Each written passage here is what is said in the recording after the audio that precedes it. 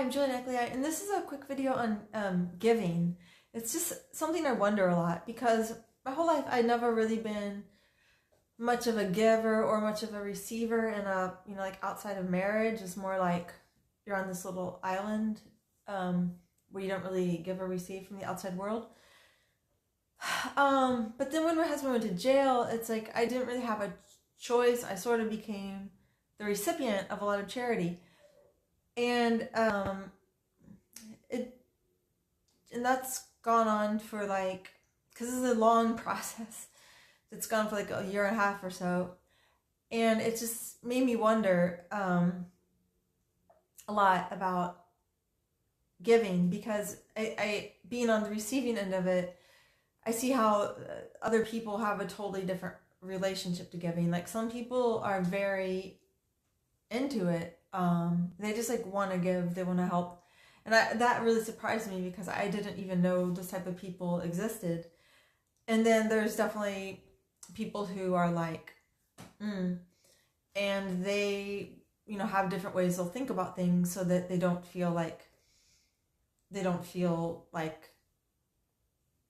should give, generally stuff about how it's the person's, generally thoughts about how it's the person's fault, whatever situation they're in. So I mean that even the fact that they have those thoughts, I suppose, shows that there's some kind of impulse to give, right, and to step in, but they're able to block that impulse by thinking about how the other person's to blame. And I remember the first thing when I went to school we learned was the fundamental attribution error, which is when something bad happens to us, we see it as something that happens to us, right? But when something bad happens to another person, we instinctively see it as being their fault. Like, oh, they could have done this, they could have done that, they could have done that. They were obviously causing it by doing this. And then it can be like, well, why should I help them when it's their fault? They earned this. And likewise, when something good happens in our life, we tend to see it as like, oh, yeah, of course, this good thing happened because I'm really awesome, because I worked hard, whatever. When a good thing happens to someone else, we're more likely to see it as being circumstantial. Oh, well, he had this, he had that, he had that. So, and I think that these thoughts are related to basically the doors on our heart, which are related to giving. And so, when people would give me stuff to help me, I'd feel, some degree of shame and guilt that they're just giving me stuff. And I would really hope that there's some level on which it's benefiting them to give, because I wouldn't want to feel that they were losing something in order to help me. And so I guess the question is, does giving actually benefit the giver? And I think that it does, because the way I see it is that other people are our only channels to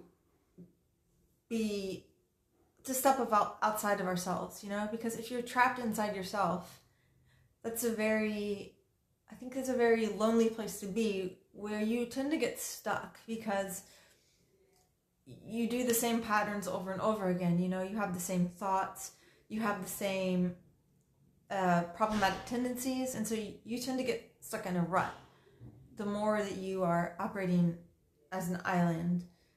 And the more that you're able to be open to other people, then it's really like magic, because each person is a fresh wind that comes into your life, bringing a new perspective and but also potentially new practical things. Like they might know people you don't know, they might know things you don't know. But in addition, and then I think on a spiritual level, there's some kind of literal spiritual magic that comes in from other people. But also, just like, well,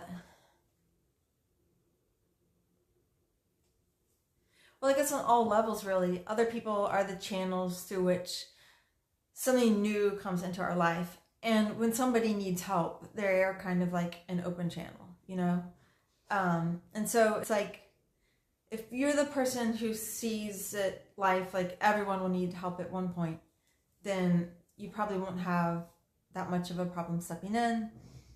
But if you're the sort of person who sees it as you're leaning heavily on the idea of this is their fault, I shouldn't help them because if I help them, I'm just throwing money towards an inherently problematic loser, then